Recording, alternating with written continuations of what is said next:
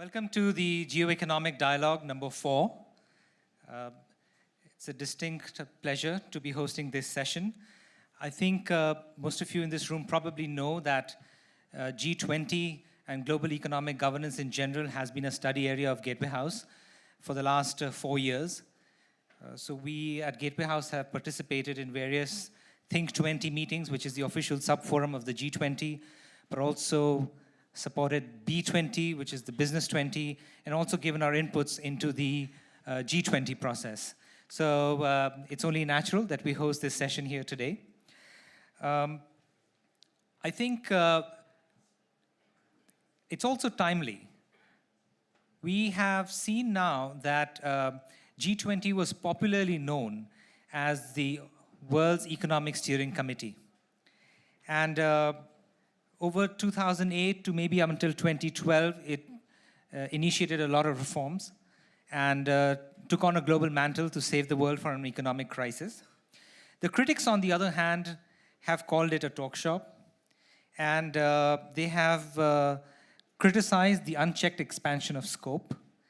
And also, I was checking up on the Argentinian G20 website. It defines the G20 as a global forum for economic, financial, and political cooperation. And so you might popularly think of it as only the economic governance platform, but that is no longer the case. And so does G20 still have relevance, or has its scope expand beyond effective management? I think both arguments have their merit. So I'd like to pose this question to everybody on the panel today, at least as a starting question for all of you. You've all been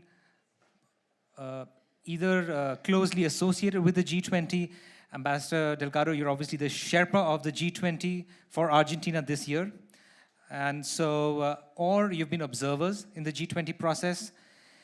Danny, as a multilateral institution, you are one of the stakeholders of the G20 process. Guven, Turkey was the president, Turkey as a country was the president of the G20 in 2015. Amar, you have looked at G20 from very specific, I mean, both from World Bank as the Sherpa for G20, but also then specifically on infrastructure financing. Heribert, you've looked very closely at the finance track of the G20. And Claude, you've followed global governance both from the World Economic Forum, where businesses meet and discuss global governance, but also G20. So my first question to the panel, and I'd like to start with you, Ambassador Delgado, is what is your assessment of G20 as a global forum today? What are the priorities that Argentina has put? Why has Argentina chosen those priorities? Well, first of all, the name they put for this, thank you for giving me the opportunity to be here, is this question whether the G20 is relevant or is just a talk show. As you know, one of the priorities of Argentina is the future of work, and I didn't know that I'd be talking about the future of my own work, because obviously the response to what I say will have an impact on that. I think the G20 is still a very relevant mechanism. It's not an organization, it's not a body, it is a forum, and it is a forum of the leaders level. That's something we have to recap in a way. That's the way it was conceived when it was elevated to the level of summitry in 2008. It was in 1999 when it was created, and we all know that. It was basically a mechanism for strengthening and giving stability and governance to the financial and macroeconomics. Basically, that was after the crisis of Asia in the 90s. In 2008, because of the global financial crisis, it was understood that it had to have some political elements in it, because it was very clear that the financial matters in the G20 that led to try to solve the question of the Asian financial crisis at the end of the 90s, which led to the creation of the G20, but taken just from the point of view of finance and macroeconomics was not enough. We needed some political coming into that. And when you make it be a level of the leaders also bring these things that people say, well, that's not relevant, we are expanding. It is, and it's true, I agree on that. I mean, we have expanded quite a lot, but the reason is where these things are there, namely health, education, trade and investment itself. It was already an important thing, but it was not the core matter of the G20 in 99 onwards. All the things that we know, the engagement groups, B20, T20, which is one of the things we are here in this meeting in Gatehouse, here came because precisely those political and social matters have an impact also in the stability and governance, even of the financial and macroeconomics as well. Having said that, and you rightly pointed out that between 2008 and 2012, we may say that it was successful because it was pretty evident that they may have contributed significantly to avoiding the crisis of 2008 until 2011-12, becoming a major crisis as it was in the 1930s. And from then on, this sense of urgency disappeared, so the other items took a preeminence in the public opinion, because essentially the track that is really working well in the G20 has been the finance track. They have been doing the job. We haven't advanced, for instance, the reform of the Bretton Woods institutions. We haven't advanced in some, but there is a lot of things that have been done in international taxation, tax evasion, but for instance, the question of illicit flows of capital. These kind of things have been working pretty well. And the ones that we have included from the political and social sphere are also relevant. That's why the priorities of Argentina, which I always insist, the priorities doesn't mean that we are not going to carry on the legacy that comes from previous presidencies, because this is essential, of course. It is future work linked with education and digitalization. We have spoken quite a lot here today and the previous days as well. Investment for infrastructure, for development, and the question of food security linked with not just with providing foods which is abundant, safe, and nutritious, but also integrating the production of food in global value chains. Of course, the core business of the G20 is still the finance and macroeconomics, the stability and governability of those two. But it has to do, if you don't have stability and governance in the social and political sphere, we are not talking here about strategic and international security matters, because for that you have other bodies.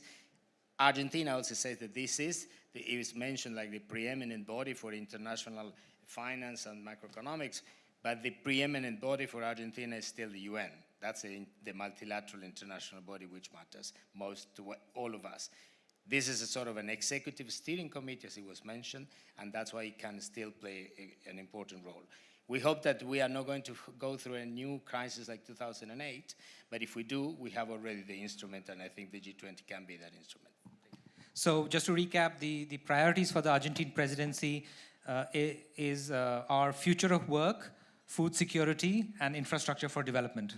Future work linked with education and digitalization. It's just future work, because if you don't change the educational system and if you don't include digitalization, it is not just that in the future, and we have had lots of discussions here on that topic, there is no jobs that are going to be lost. It's categories of jobs. The world is changing. We have to adapt to that, because there is no point in trying to stop it.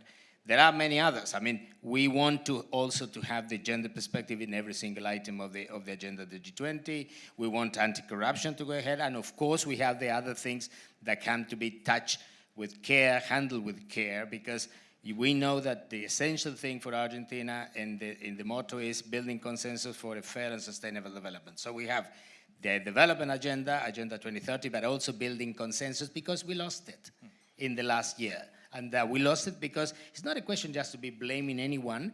Politics happens, and the only thing that is you can expect in international relations is the unexpected. And that's why we have to adapt to that. That's what we have to do. Of course, G20 presidency rotates every year.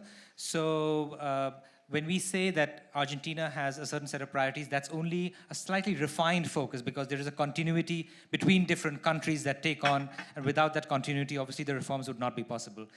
I want to bring Guven, you next here, because Turkey held the presidency in 2015. And we really, for the rest of the world, it was a big surprise. How do you do it? You had 2 internal elections.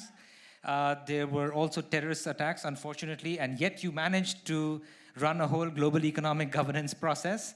I think you even changed your deputy prime minister and prime minister in the process. But what is your assessment of that year and the G20 process in general? Okay.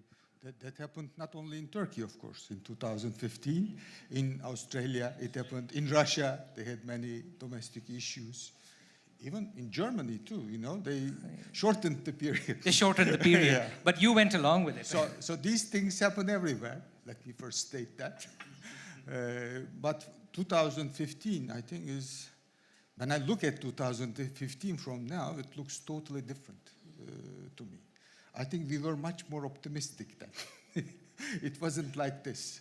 You know, it was something, in 2014, we knew that, I'm saying we, but I'm not talking about on behalf of Turkey. I'm saying what I'm thinking about the process as a whole. So when we took over in 2014, we knew that, you know, when we were taking over from Australia, we knew that after us, China is coming. So there was this issue of global governance remodeling, let's say, at that time. That was important. For example, if the Western countries made the right movements, maybe we don't have your bank now.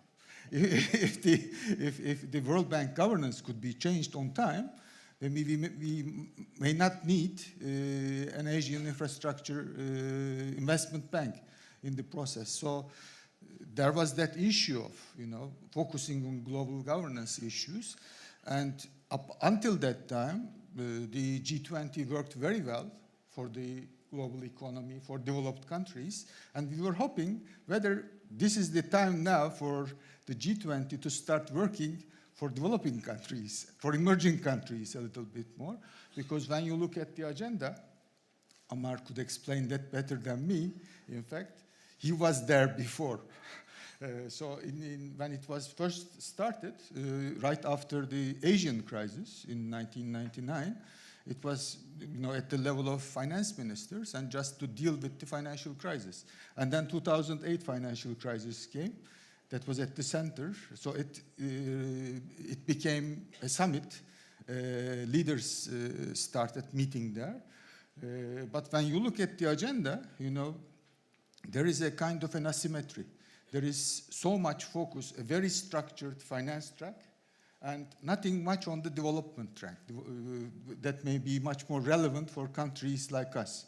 And no discussion about these technology transfer issues, innovation-related issues. So I think what we had tried to do at that time, you know, that was one of the 3 eyes of the Turkish presidency, is to make G20 more inclusive. I mean, if we haven't managed to do it, at least we have managed to bring together this, you know, at the T20, a larger group formulating a bigger network from Argentina, from India.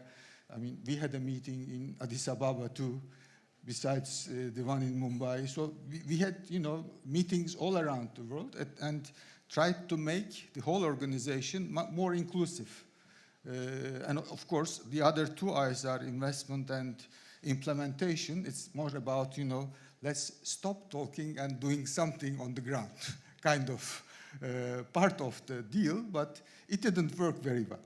But I think in terms of being inclusiveness or inclusivity, I think it has become something like that during that process. But at that time, let me say a few words regarding the previous sessions also. I think the atmosphere was totally different at that time. We were, let's say, high hopes about globalization at that time. There wasn't this discussion about globalization kind of to be taken over by the Chinese or other countries. It's very much like the 1980s now, you know. In the 1980s, there was this Japan bashing. Japan is taking over the world. Japan Inc. type of arguments were very much relevant in the United States at that time. And now we are in a period where nobody likes China. It's kind of a period for China bashing and similar domestic economic problems in the United States, if you look at the history with those lenses. So the atmosphere at that time was totally different. So, you know, the globalization is working, and it may lead to some changes, and I think it is leading to some changes. There are now new, how can I say, players on the ground as a result of globalization, and those players would like to take part in the formulation of the game, in the formulation of the rules, and we need to redefine our mechanisms, the mechanisms that we already have, the UN, you know, all those other mechanisms. They are very much structured, rule-based. It's not possible to take, even WTO, it's not possible to take decisions. So it is good to have an organization like G20, where there are no rules, there is no institutional structure. I think it is very useful. You know, we can do that in the unconference format too, you know, without an agenda. It's good for the leaders, especially now these new leaders, to come together and start discussing issues and start knowing each other better. And it is good that it's only 19 leaders, you know, in the European Union in addition to that. So not much, you know, there is no big crowd, but it represents something if you look at it from that angle. It's correct that it's around 60% of the population, but around 80% of the world GDP, and also around 80% of world trade at the same time. So I think it represents something. It is good for those leaders to come together and discuss the issues of the day, but I think the issues of the day has changed a lot now at this moment. So I think it is up to, I don't know where we are. It might be interesting to start questioning that. I don't know where we are regarding this, how we can make G20 more relevant for the developing countries at this stage. Because I was hoping, for example, that, you know, with the SDG agenda, it might be possible to develop a development track that's stronger than it was before, with innovation and technology transfer included. A rule-based technology, a standardized technology transfer scheme, let's say. But I think that part is not working very well as far as I see now. Danny, the same first question for you. For those of you who are not following the relationship between multilateral institutions and G20, if G20 is like an agenda or a direction-setting body, most of the work actually is done by multilateral institutions, by global governance bodies, by regulatory and standard-setting bodies. So I would think, Danny, AIIB in that sense is a multilateral institution. It looks to the G20 and where the direction is being set. But I'd like your assessment on how you think, how effective it has been and what AIIB's relationship is with G20. Thank you, and thanks to Gateway House for inviting me to be part of this panel and for putting on this wonderful event. It's really fascinating to be part of and to listen to. And my observations come not just from the AIB, but also from my previous experience as a finance minister in the UK for 5 years as chief secretary to the Treasury. The first thing I'd say is don't knock talking shops, even if that's what it is, and I don't think it is only that. Actually, it is much better for people to have forums in which they can talk, especially leaders, than not to have such forums. And given the direction that world politics is taking, we maybe have reasons to be grateful that such forums exist and are able to focus in a reasonable way on some of the important issues. Secondly, I remember back in the time of the London summit in 2009, the immediate response to the crisis, the sense of impending doom and the need for action to be taken, which that summit was able to galvanize along with the other summits around it. But it's probably a mistake to take that as a yardstick for effectiveness in normal times, because not every issue can be imbued with the same sense of crisis, nor should it, otherwise how would we tell the difference? And not every discussion can be conducted in that sort of atmosphere. And so actually the level of attention of the leaders and the level of political commitment to pushing those solutions through also depends to some extent on the sense of importance that politicians give to those issues amongst all the other things they have to deal with in their own countries. That said, having a forum which can give real attention of senior leaders in finance and national leaders to the economic issues is vitally important. And if I look at the work on infrastructure, for example, where we engage and other multilaterals engage, you know, the list of issues on the Argentine agenda for its presidency, developing infrastructure as an asset class, improving project preparation, standards of infrastructure projects, filling in the data gaps that exist to understand what's going on in the infrastructure space, developing new financial instruments. Those are all very important subjects. They're areas which have been developed under different presidencies. Under the Australian presidency, the Global Infrastructure Hub resulted as a new institution to focus on some of those issues. So there is real practical progress, and it is a good opportunity to engage for an MDB, or for the MDB family, to engage with leaders to discuss some of those issues. And you can look at other things. Ambassador mentioned tax issues. I remember in my time in government, the discussions that took place under the G20 for tackling tax evasion, avoidance, dealing with some of the issues about base erosion and profit shifting and so on, which actually, you know, real progress was made through G20 discussions. It may have not been the highest profile set of issues for everybody watching, but nonetheless successful. Likewise, more recently, on green finance, the work that was done under successive G20 presidencies, where China and the UK also worked together on green bonds and green finance, also pretty successfully. So I would, on the whole, give a positive answer to your kind of basic set of questions. But of course, for multilateral institutions, we also have to be conscious of the fact that we have many member countries.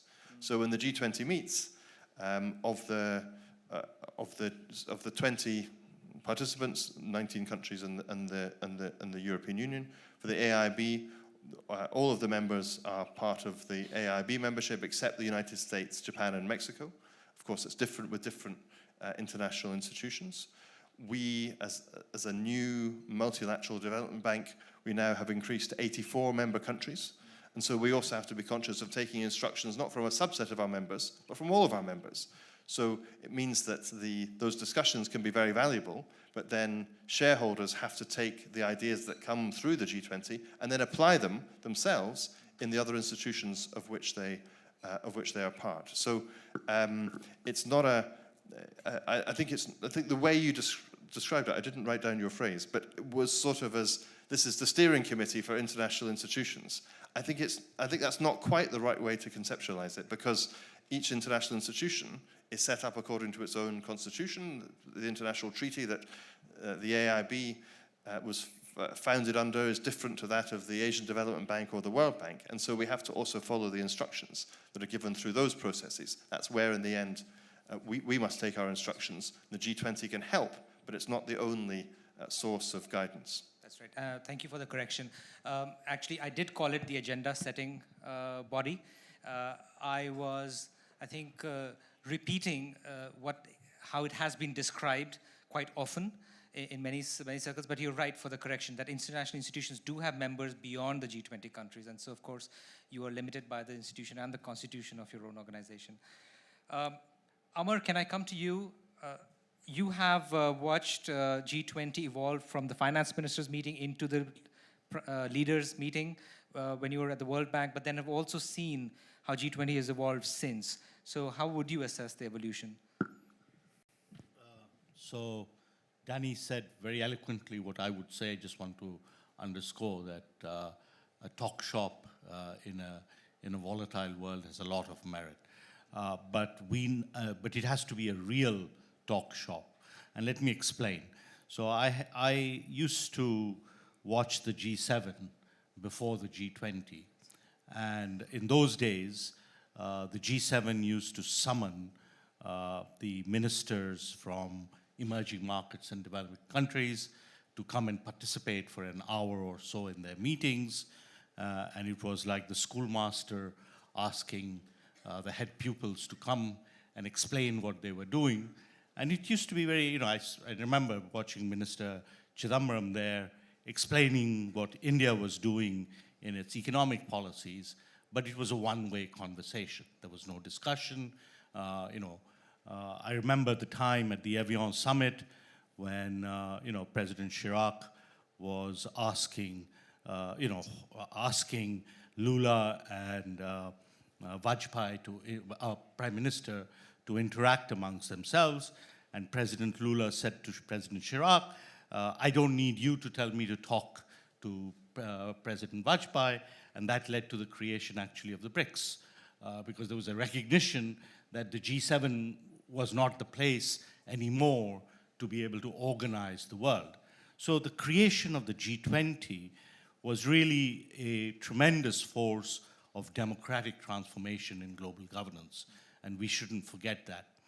The beginning steps were very tentative. I remember when the finance ministers was created, the discussions at that time, and of course it's very relevant for today, was centered around globalization. There was big backlash against globalization at the time, and the first task that the G20 took on was a conversation on globalization. And I was tasked to be a secretariat to the countries expressing their views on globalization. And each of the countries prepared a chapter on what their perspectives were on globalization. I put it together, and we had a conversation about what is the vision of globalization, that could bring countries together. And of course, what was striking was, for the first time, it was not a club of like-minded. It was actually a very diverse club. And even amongst emerging markets, there were very different views. But in that lay the value of the G20. So the decision-making part of the G20 really didn't come until, quite in stages, because you had to build up the social capital, etc. And I think it is fair to say that today in the G20, it is now concentric circles of cooperation, in the sense that there are fluid arrangements, because people have interests, countries have interests, leaders have, and it has become an institution which is quite alive and well. So I have no doubt that no matter what the skeptics think, the G20 will live on and will live healthily on in terms of its existence. When we talk about the frustrations with the G20, we have to remember we still live in a Westphalian world. Countries are not prepared to say we are giving up our national sovereignty. They still believe in their national sovereignty. So it is a question of coming to collective end, recognizing the world that we are in. And if you think about, the three agenda issues that were put in the 2008 G20, which was the leaders process, there were three things. The first one was a forceful response to the crisis. The second was, let us reform the financial and regulatory system so that we reduce the risks of future crises. And the third was, let us strengthen and reform international institutions so that they are relevant and able to play their role. Those were the three things of the original G20. They still endure. And the complexities of the discussion since are not because, in some sense, there are some easy answers, but because they are difficult answers. Let me give you an example. So the response in the beginning, which was extremely important, was exceptional monetary policies, as we know. But they created their own problems. And when we had the taper tantrums, the G20 didn't have a clear view of what to do, but there was extensive discussion. I remember between Governor Rajan on the one hand and Ben Bernanke on the other, and that conversation led to a much more nuanced than response from Janet Yellen a year later. So I think conversations and talk shops actually are a part of the process of understanding. Similarly, when it came to the response on the growth side, there was a genuine difference amongst countries on whether a kind of a debt-driven response was actually going to be sound response. So I think as long as there is a disciplined framework of discussion, one shouldn't think that we are going to produce easy answers. And as the agenda has deepened, become broader, I think that's the world we live in. We can't sort of say we're going to deal with 3 issues and that's global governance. You have to deal with the issues that are on the table. And the G20, I think, has a structure by which they debate. And I think the one thing today that I think gives the G20 some structure is the 2030 agenda. Because the 2030 agenda, unlike the Millennium Development Goals or unlike, is truly a global, new global agenda. It is universal, it encompasses development, but it also encompasses growth, it encompasses looking after the planet, and everybody has signed up to it. And I think one of the big things coming out of the, out of the G20, and Turkey actually embraced that agenda very early on. I have to say, I tried to persuade you guys to do it, but Turkey did a good job. And then China has put it squarely on the agenda, and it is right there in the headlines of the Hamburg summit. So my feeling right now is actually there's a lot of coherence, even though there are lots of disagreements about the ways in which we are going to achieve it. Heribert, I want to bring you in. Germany was the president of G20, chair of G20 last year in 2017. How do you assess that year? Is there a particular perspective that transatlantic powers bring to global economic governance? Well, let me first of all thank the organizers for the invitation to this very interesting event, and let me also introduce at the same time a more skeptical note on the G20. Of course, if you set the bar relatively low, you can say it is useful to talk to Mr. Trump, even if it's to no avail. And it is also true that some achievements of the G20 shouldn't be belittled. An often forgotten dimension of the work of the G20 is their work on remittances. You think remittances, what is the problem? Well, the remittances are a problem because they are so expensive. In 2015, there were something like $450 billion worth of remittances. Average cost was 7.6%, and the G20 wanted to bring that down to 5%, which would be an additional income arriving in developing countries and emerging markets of $11 billion. Nothing to be ignored. So there are things that are useful, but Germany was, of course, the first country that hosted a G20 after the twin 2016 shocks. The first being Brexit. Gordon Brown labeled Brexit the closest thing that British society has come to with regard to revolution in the last so many hundred years. And it was surprising. It was surprising many. And then, of course, Mr. Trump in November. And I think what the problem now is, and here we have diverging assessments of the utility of the process. The problem now is that societies, in particular in OECD countries, are not so sure anymore that globalization is good for them. Rightly or wrongly, we have been assuming in this discussion here today that globalization, the deepening of the international division of labor, is a good thing, which is of course true in a textbook and also in most cases in reality, but not for everybody. And not for everybody we have seen that in particular working class or unskilled labor in the United States of America has been at the receiving end of globalization, and they are skeptical.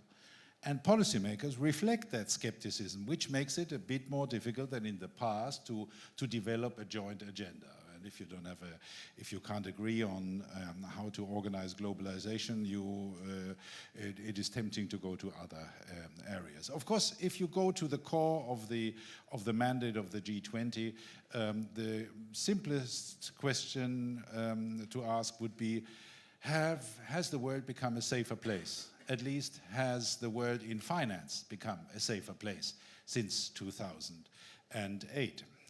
I think the jury is still out. I would just like to point out that although some achievements have been made, but the big problem is that debt has continued to grow. Now, we had a global debt, and these are IMF figures, of roughly 280% of world GDP in 2007. In the third quarter of 2017, the figure is 320%. So we don't have deleveraging, we have increasing debt. And some of the countries, in particular the very country we discussed in the previous panel, they continue to have extensive use of new debt, and the question is that sustainable? Just one figure in passing, state-owned enterprises in China have a debt position of 170% of GDP, makes Greece look like a well-run place in comparison, and the question is, how long is that sustainable? A problem. The other point I would like to mention is that despite the cooperation in the G20, international global cooperation in the regulation of finance is not really working. The Economist has called it the balkanization of finance. I'm outside Europe, I can use that term. The balkanization of finance. The US is no longer accepting the regulation of big European banks in Europe. It has shifted from home country regulation to host country regulation. Of course, the Europeans have retaliated, and also big US banks now have to hold capital in Europe, and they are supervised with their European activities in Europe. That's the opposite of cooperation. Did you strategically avoid my question to you about the Germany's G20 presidency? No, I mean, the German question comes at the end. Of course, Germany has had a difficult time. I already mentioned it. The summit itself was kind of overshadowed by quite violent demonstrations against it. So basically the entire media, at least the German media, just looked at the demonstrators and the failure of the policemen to stop them. That was all there was. There was nothing with regard to substance of the meeting. That Mr. Trump arrived late at the opera, that was mentioned, but nothing else. But the bigger problem was not the G20, the meeting in Hamburg, but the previous meeting in Baden-Baden, where G20 finance ministers were meeting, and where the American finance minister was, for the first time in the history of the G20, not supporting the inclusion of free trade as a goal of the group. And that is, of course, this was a very critical development, and of course the German government can't do anything about it. And I'm not here to defend the German government, don't get me wrong. I think we have ample reason to think and to reflect about our own role in globalization, and I think the German government needs to reconsider its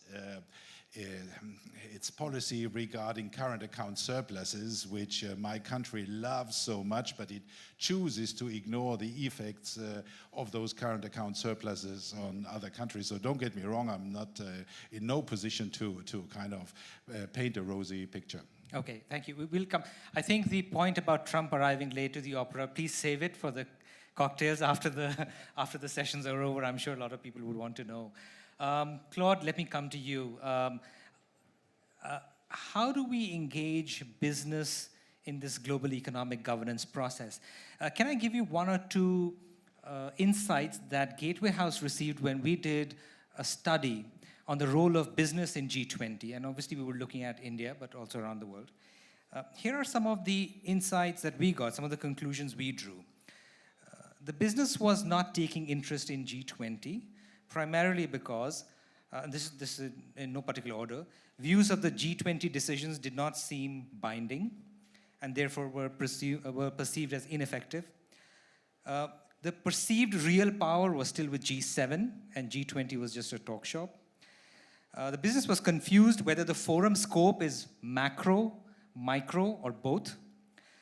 And the business viewed the life cycle of a business recommendation. So the recommendations that they made to the leaders, it was too long for them to see it actually take effect as a regulation, as an international regulation, then as a domestic regulation, and then something that would affect them. These are just insights, but to say that obviously they seemed a little detached or unclear about their role or about the usefulness of G20. You've obviously seen business up close here in India, in China, around the world. How would you assess the business engagement in G20? Actually, I would say that your point about the reasons why, in general, business is not so much interested to be involved in G20. These reasons that you mentioned are really the real ones. I think, in a way, we have been saying that G20 is a forum. There is nothing bad about being a talk shop, and I agree with that. I think it is useful that people exchange view and communicate. But in a way, business leaders today have many other channels and ways to communicate with decision makers at the political level. And so for them, contrary to sometimes what happened at the G7, for them, to some extent, it is a kind of waste of time or waste of energy and a waste of resources that they would devote to, in a way, trying to convey some key points. Also because the group, the G20, is a very heterogeneous group. The problems that business is facing in China have nothing to do with the problems that business is facing inside the European Union. And so except if you are going to say, okay, category A, we want this, category B, we this, it will not work. It will not work. And I think this relates to a point that I would like to make, because I have been, of course, I am an observer. I am an analyst, I am an observer, and we interact with business people because we have economic conferences in my firm that we do all over the world.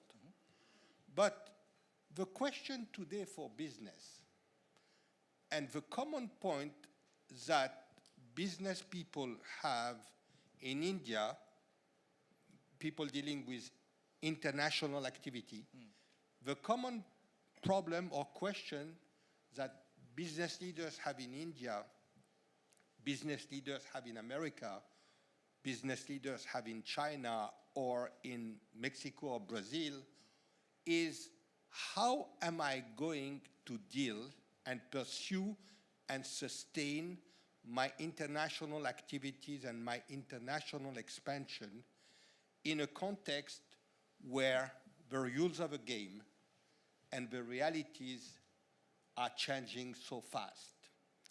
Let me give you one example.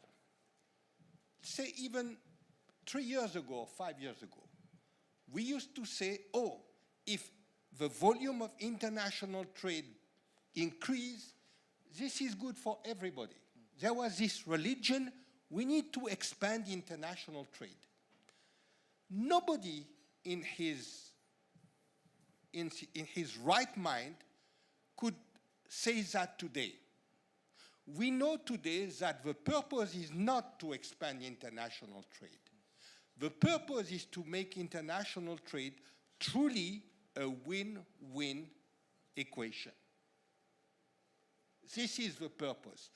People in the world are not satisfied today with this religion. Let us expand international trade for the sake of expanding international trade. And this goes back to the point I was making in the previous session, and I think this is where the G20, in fact, has lost its opportunity.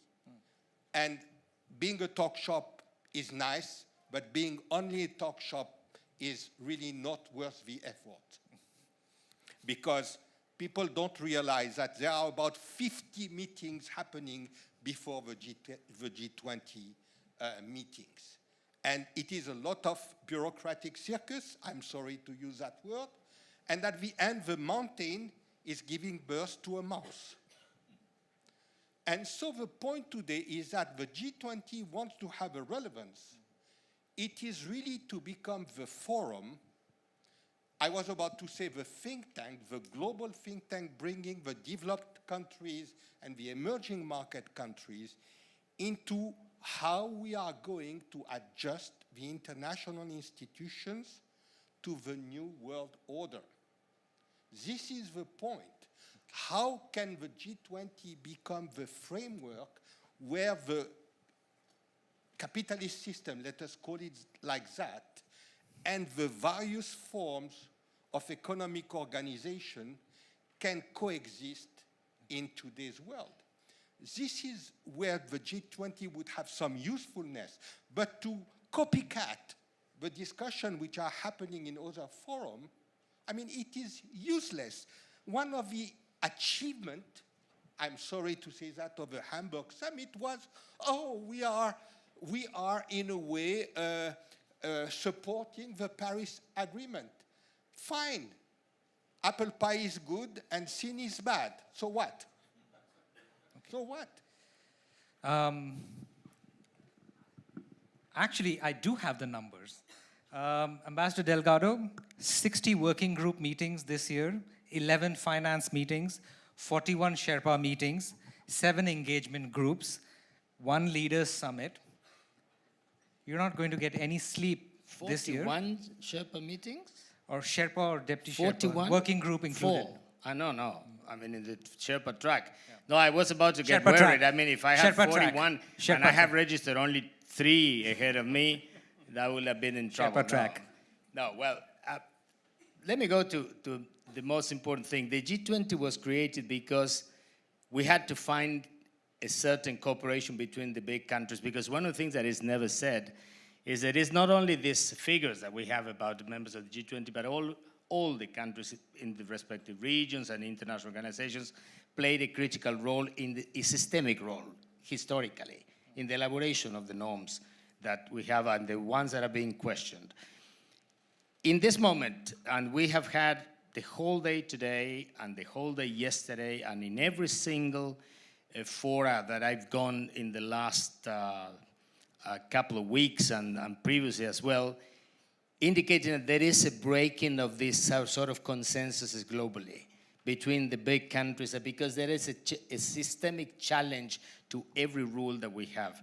And so I think that precisely that's the reason why the G20 was created, to try to help restoring the governance and stability of the finance and macroeconomic system in 1999 in a given way, and then in 2008 in a big way, because it required political action. And political action requires political will. But to say that a forum like this, that can get the large countries, the large leaders, because this is a mechanism for leaders, and I cannot agree more with the things of having 60 meetings. We try to reduce those 60 meetings, and the countries that are all the time saying that we have too many are the ones that insisted in having some extra meetings. That's why we came to 60.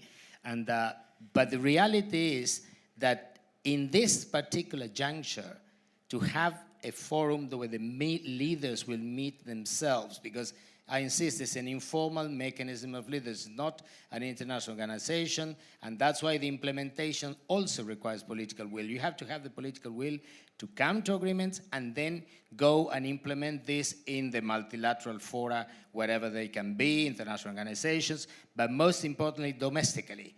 If you don't have that political will to come to agreements, and if you don't have the political will to actually implement this, of course, the business people are going to be frustrated, society is going to be frustrated, and the leaders themselves are going to be frustrated. Because all these things, when you say the mandate that we receive in the G20, well, the mandate changed in 2008. It's no longer the mandate of the finance ministers. It's the mandate of the leaders. They are on top of the finance ministers. Sometimes I know that the finance ministers don't realize that, but that is the, that is the fact. So and that's why we have these things. I mean, the question of worrying about what is going to happen with people that will be left out of work, middle classes in particular. Middle classes, when they lost their jobs, they don't tend to be very peaceful at the end of the day. So that will affect stability. And the critical thing is to have, in the previous session, you pointed out to some critical things. One of the reasons why it's difficult to get a consensus is because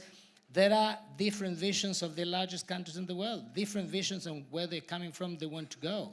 So that's one of and the G20 provides that, a forum to discuss that. It doesn't mean that we are going to agree. But in this particular juncture that you mentioned that both the biggest, and I hope that sometimes we are not going to get this, have you seen the Argentine logo? It's G2 in black and then a number of colors. We hope that we will not come to G2.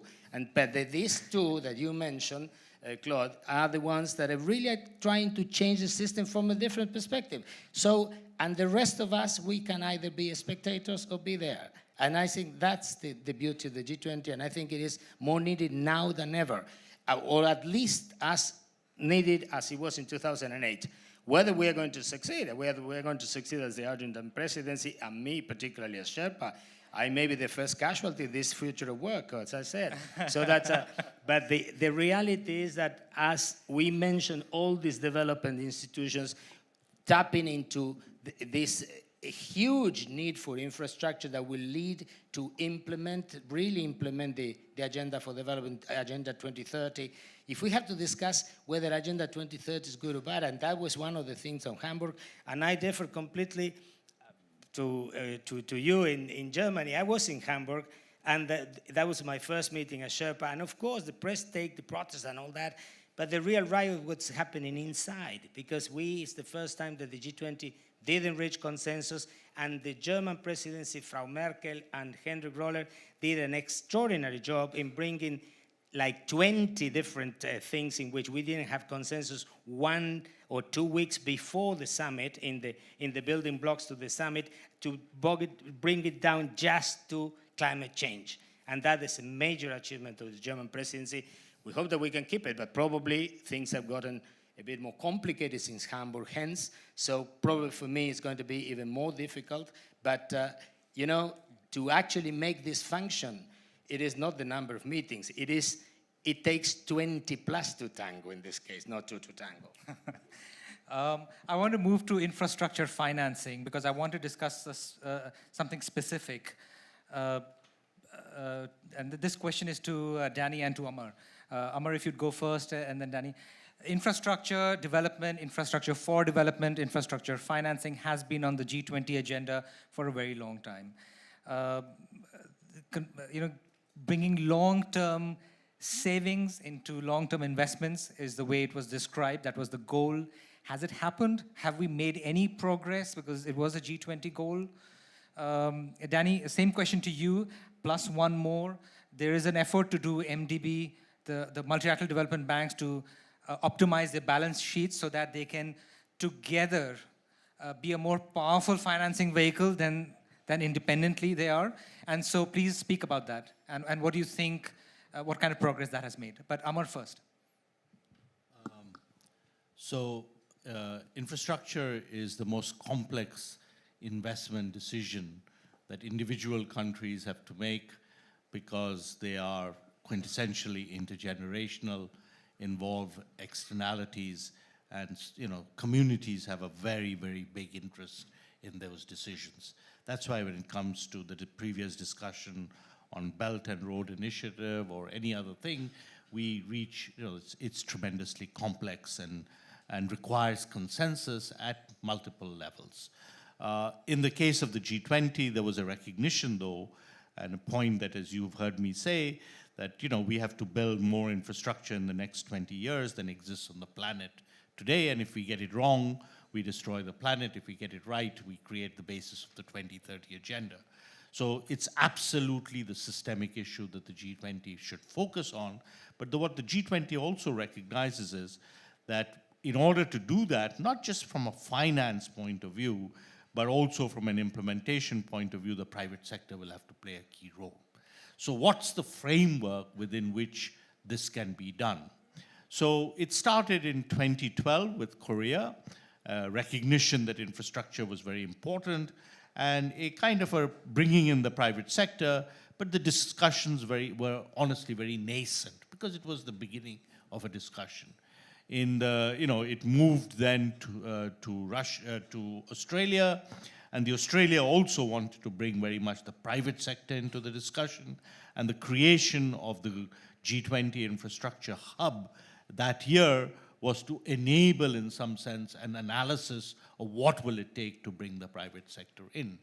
And it became clear that, some things could be done easily, but other things were more complicated. And Argentina has focused this year very much on creating infrastructure as an asset class. And 2 weeks ago, we spent a whole week in London with an exchange between public policy and the private sector around what will it take to deliver on that.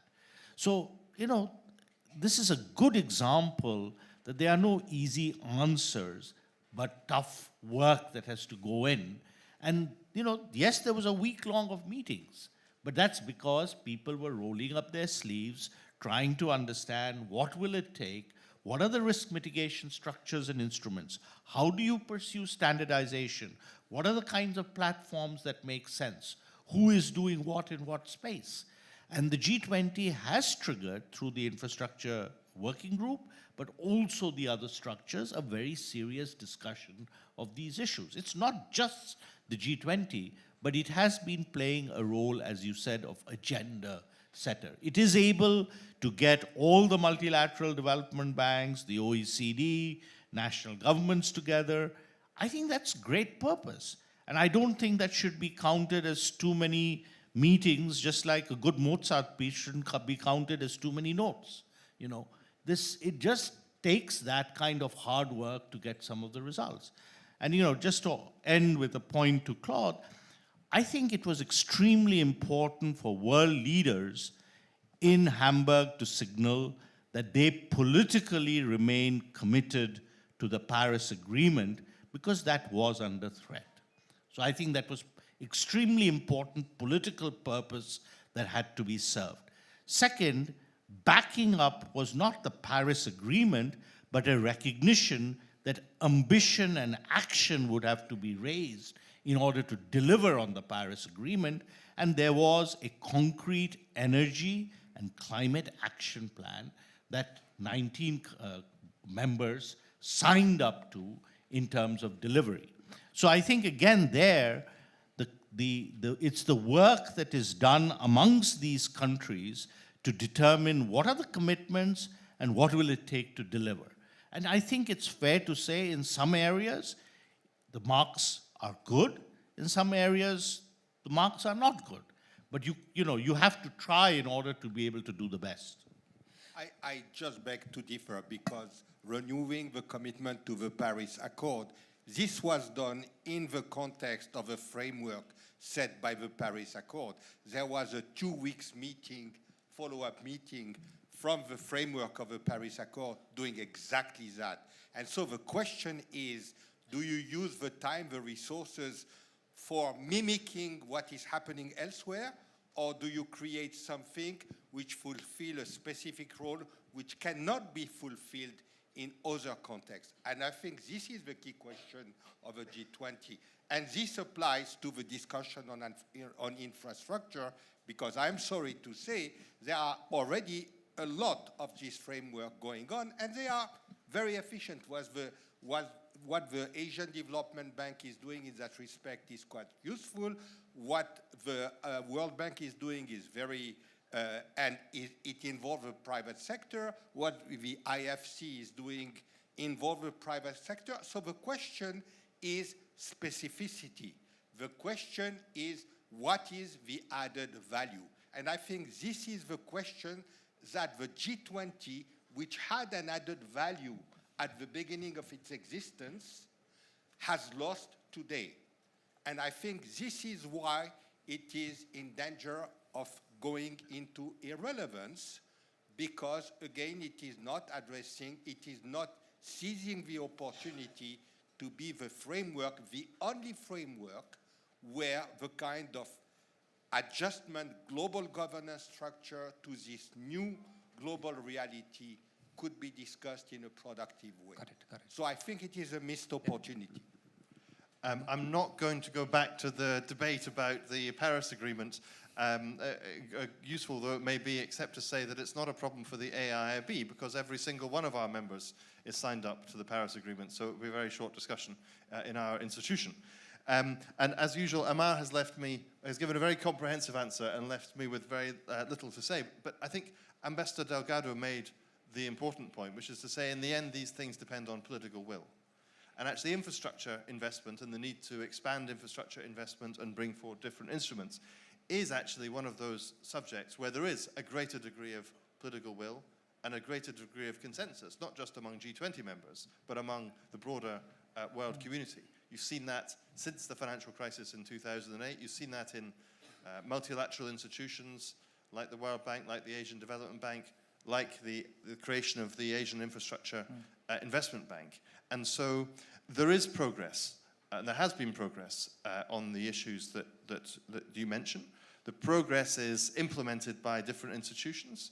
I think you'll see all of the multilateral development banks, for example, increasing the volume of private sector infrastructure investment that they're undertaking. So that agenda of private capital mobilization is stronger on the agendas of multilateral development banks now than it once was. The degree to which that flows from G20 discussions as opposed to other discussions, one could debate, but clearly the G20 has been part of that process of giving a higher degree of priority amongst the shareholders of multilateral institutions to that agenda. Claude is right that the detailed implementation then is a matter for individual institutions to take forward.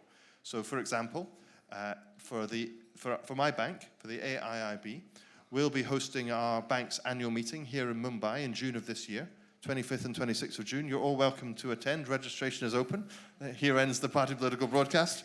But you have to pay a fee to Gateway House. But the focus there will be on mobilizing capital for infrastructure, looking at innovation. There's innovation in India. There's innovation in many Asian countries. There's innovation in Europe. We can learn from those innovations, spread the best practice, use a new institution like the AIIB to help to develop some of the new instruments that, for example, are on the agenda that Argentina is pushing for the G20. So I personally think these things link together very well, and the different discussions connect to one another and lead as a sort of chain of events to progress. And that's what's happened on the balance sheet optimization initiative.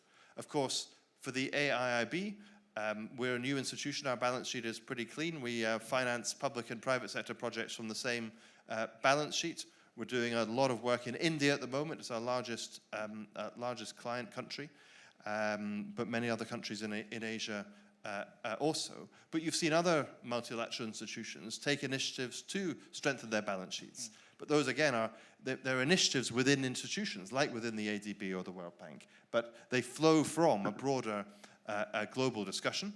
Some of those things, discussions about the capital structure of institutions, depend again on the political will of the member countries. But a discussion in a body like the G20 can help at least to air the issues and ensure that, to the greatest extent possible, there is a consensus. The word that you use in Argentina's heading for its G20 presidency is a very important word. If the consensus doesn't exist, you can't invent it out of nowhere, but by discussing it, you can at least bring the consensus closer. Okay. The time applies to me too? Okay. All right, so we've run out of time, so we will go to questions. Maybe I will add to those questions because I wanted to ask a question to Heribert and Guven, but let's not break the law. So let's, Okay. Purvaja. The first question is to anyone on the panel. Akshay, you can pick. The B20 and the T20, which is the Business 20 and Think Tank 20 sub-forums, contribute effectively to the G20 process. And Gateway House is very proud to be a part of this network. What is your evaluation of the role and contribution of some of the other sub-forums or the other engagement groups, which is the C20, Civil 20, Y20, Youth 20, W20, Women 20, and L20, Labor 20? Okay, question for Ambassador Delgado and Guven. Very briefly, I think that all of those represent important segments of the society, and they have to take a certain ownership, and that will also allow the governments to get the feedback from that. I have to say that in a moment that we have a big problem with consensus on basic things like multilateralism, a rules-based system, not just for trade, but for everything. One of the things that you can do, Think 20s and B20 and Everybody 20, is do advocacy to stop that from happening. I mean, after all, you are parts of the societies, and the leaders have to respond probably more to you than to us. So advocate for those things if you believe in them, and that's another role that you can play. Okay, Guven. I think they are taking shape. Let me say, Speak into the mic. they are taking shape, the other stakeholder groups. I think it's important to understand the G20 framework. It's a good coordination device, first of all, because this leadership summit at the end of today is organized by the bureaucracies plus the international agencies. So it's a good coordinating device for the international agencies too at the same time. So these are, because there is no mechanism, there is no body bringing together the World Bank, IMF, IDB, EBRD, and the others and discussing about the issues. And I think G20 is a very good framework, and OECD, so everybody can participate to that discussion, focus on the important issues, and I think that part is working. That part is working. So Guven, if I may intervene, in the Turkish presidency, when we had these subforums, did you think that the Turkish government and the other governments took note of the suggestions and recommendations from these engagements? I'll come to that. For example, whether the business community is getting out of this process, I think B20 is one of the first that took shape. But till the Turkish presidency, let me tell you my impression regarding the process, it was a little bit captured by the multinationals. But as it was mentioned here, this is not only about multinational companies, this is about politics. At the end, this is a political process, G20. So it is good to bring the voice of the small ones, small and medium-sized enterprises to G20 because they are failing, they are creating problems because at the end of the day, if this is a political process, all politics is local, all politics is personal. Yeah, Tip O'Neill mentioned that years ago, and I think we are now learning that it is like that. It is, despite the fact that you are establishing globalized structures, institutions, etc., when politics is local, you hear globally, you hear the local impact from one part of the world. So that's why I think for B20 process also, it is possible to bring their voices, the voice of the small ones, also to the table. But that's what we had tried to do something. And the issue is, for the business community, is not about solving issues. For solving your, let's say, individual problems, there is the leadership summit. You can put the big company CEOs to the tables, and then they can solve the problems. That's what B20 is also doing. But the B20 is also opening a file. It's like, for example, in the Turkish case, the first time in the B20 summit, in the B20, the internet issues were raised, and internet entered as a word, entered into the summit communique for the first time. Because before that, many issues are discussed, but there is the need to add new issues to this debate, to this coordination, international coordination also at the same time. I think after the Turkish presidency, especially during the German presidency period, T20 also started to take shape now with the working groups, etc. The network is now functioning properly. But for the others to take shape, I think there is the need for more participation. There is the need for more network building, let's say, at a global scale around, as the ambassador has mentioned, on issues that needs to be raised at the leadership level.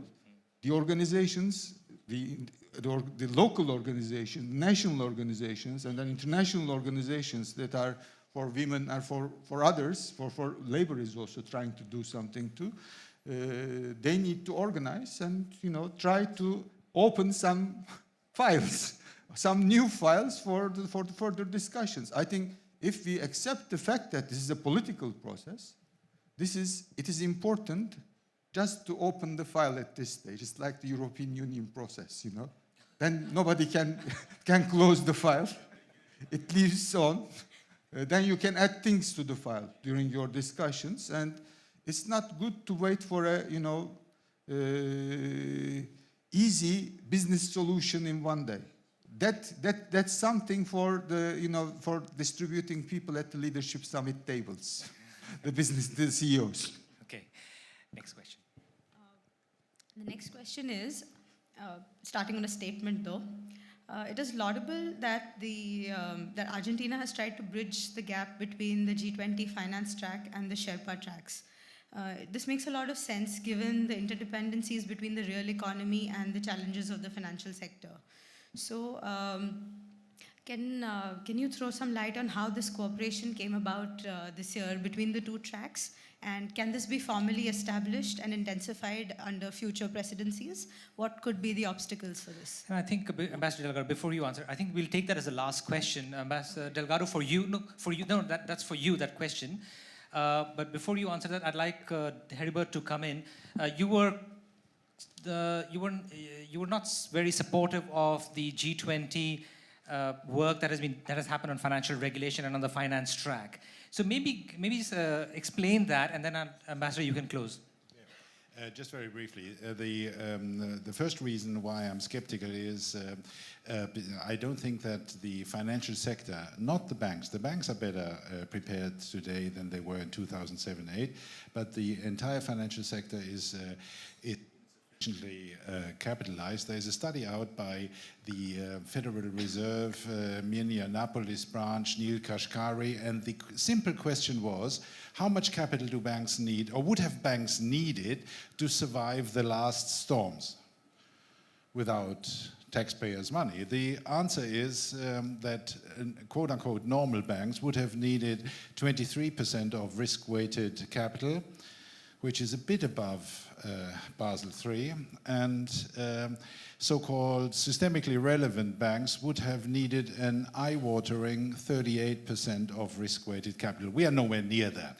So I'm skeptical that we are overall very well prepared. And the point often made, as the second point and last one, the point often made by the previous governor of the Reserve Bank of India, Raghuram Rajan, was that within the G20 context, we had no consensus on monetary policy.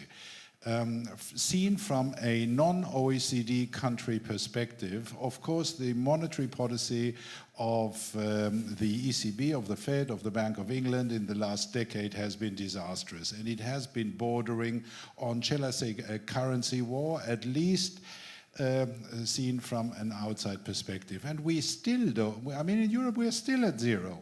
And we are cautiously lifting quantitative easing, but God knows when it will end. So in those very important areas, capitalization of the financial sector and banks, and cooperation in monetary policy, policymakers would say, well, central banks are independent, which is certainly formally true, but the results are, of course, affecting people that have no say, and here we have a problem, and that continues to be on the agenda. Yeah, of course. As a matter of fact, the RBI Governor Rajan at that time suggested a system where the monetary policy could be coordinated in a traffic light system, that, you know, if there is monetary policy loosening at one end, if there's a green, then the other country, there should be a red on some other side, and so that they would balance it out. But that was an idea. It wasn't explored, and of course, he's no longer our central bank governor, so that idea remains undeveloped even here in India. Ambassador Delgado, I'll let you close. Just very briefly, I think that the thing that we have to keep in mind is that G20 is not G7, so obviously coordination in finance and everything else is more difficult. And that's the beauty, because the reason why it was created is because it was obvious that the G7 was not enough to solve the crisis in '99, let alone in 2008. So, but going to the question is, we discovered early on when we were in the Troika, in the future Argentine presidency, that we were the same country, the finance track and the Sherpa track. They were not the Argentine Republic of Finance and Central Banks and the Sherpa Argentine Republic. And so we decided that we had to work together. And we did from the very beginning, and I think we all should do the same. Because everything, There are things that overlap at one point, but there are other things in which they can take, and by the way, I think that they are doing it is a more organized system. They have been working for longer, and they have a less variety of subjects. But I think the obvious thing is that whatever we do, the Sherpas, the ministers, the finance and the Sherpa track, the working groups, the only thing that really matters is the communique of the leaders, because this is a mechanism, a leaders mechanism, and we have to go to that, and that's where there should come something concrete, action-driven, with deliverables short. We are going to try to get a short communique. Whether we are going to succeed, that's another matter.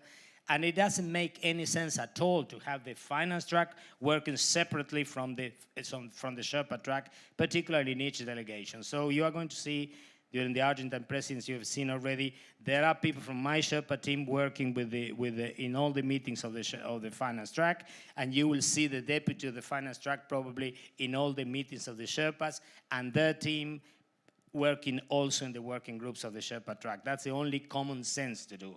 We want to have something coordinated. The least we can do is to work together within the respective delegation. And I can attest to that. We were present in Buenos Aires in end of February, and the Sherpa track, which takes care of most of the development issues, the officials from relevant ministries and the officials from Finance Ministry and Central Bank were there present with us, working out the agenda for the year, telling us what are the issues in which they need research on and what they don't. So we saw firsthand some of that symbiotic some of those synergies work, which we've not seen, at least I have not seen in the last 4 or 5 presidencies in the interactions with the Think 20. So with that, we'll bring this to a close. Thank you very much. And please join me in thanking the panel.